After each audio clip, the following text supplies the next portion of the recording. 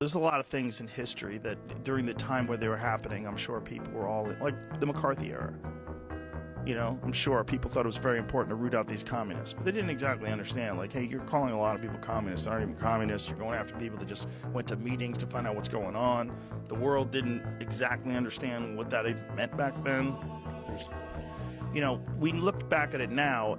The Red Scare is like a negative thing. It's a dangerous sort of negative aspect of our history.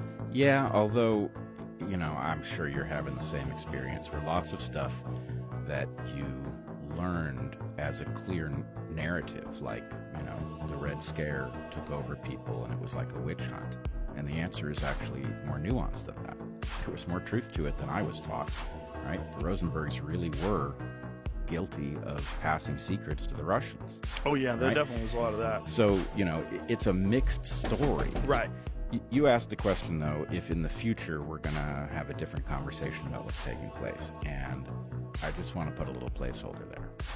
The answer kind of depends if there is a future.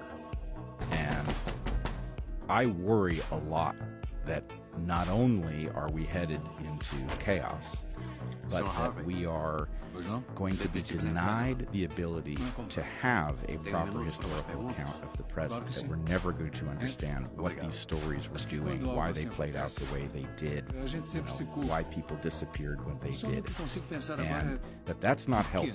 You need to be able to create a record. It's never going to be perfect, but you need to be able to create a record of what took place that has been exposed to some kind of analytical standard so that you can correct your course. If you don't know what happened, you can't improve on your thought process going forward.